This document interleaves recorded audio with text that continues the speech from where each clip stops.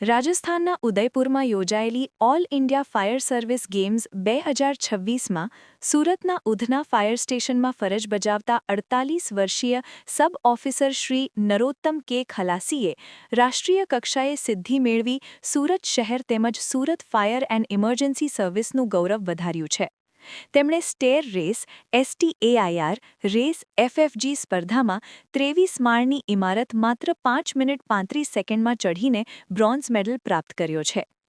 દેશના વિવિધ રાજ્યોમાંથી 2300 જેટલા ખેલાડીઓએ વિવિધ રમતોમાં ભાગ લીધો હતો, જેમાં કઠિન તાલીમ, દમદાર શારીરિક ક્ષમતા અને અડગ મનોબળના સૌએ દર્શન કરાવ્યા હતા.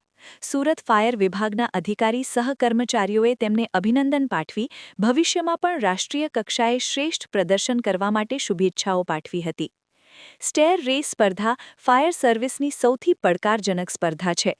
સંપૂર્ણ ફાયર ફાઇટિંગ ગિયર સાથે ઊંચી ઇમારતની સીડીઓ સમયમર્યાદામાં ચઢવી એ ફાયર કર્મચારીઓની ફિટનેસ, સહનશક્તિ અને ફરજ પ્રત્યેની તૈયારીનો પરિચય આપે છે.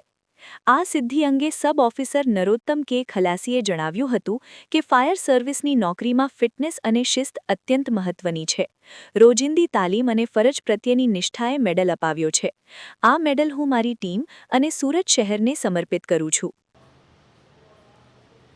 હું સબ ઓફિસર નરોત્તમ કે ખલાસી સુરત મહાનગરપાલિકા fire and emergency service Udhna fire station ખાતે ફરજ બજાવું છું. હાલ ઓલ ઇન્ડિયા ફાયર મીટ 2026 તારીખ 27 જાન્યુઆરીથી 31 જાન્યુઆરી દરમિયાન રાજસ્થાન ઉદયપુરમાં યોજાઈ હતી સ્પોર્ટ ઇવેન્ટ. એમાં હું દાદર ચઢ યાની કે 23માં દાદર ચઢવાનું હતું, એમાં ભાગ લીધો હતો ને ફાયર પ્રોક્સિમિટી સૂટ તેમજ BSFના બાટલો પહેરીને હું ભાગ લીધો હતો. એમાં હું 5 મિનિટ અને 35 સેકન્ડે 23 માળના દાદર ચડી ગયો હતો ને એમાં મને બ્રોન્ઝ મેડલ મળ્યો હતો. કઈ કઈ પ્રકારની સ્પર્ધાઓ કેટલા લોકો ભાગ લીધો?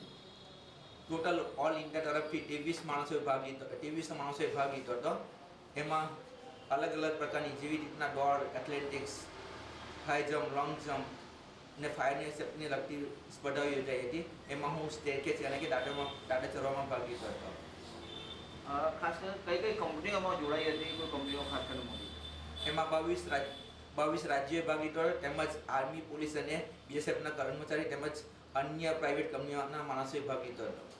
LK star news, Surat.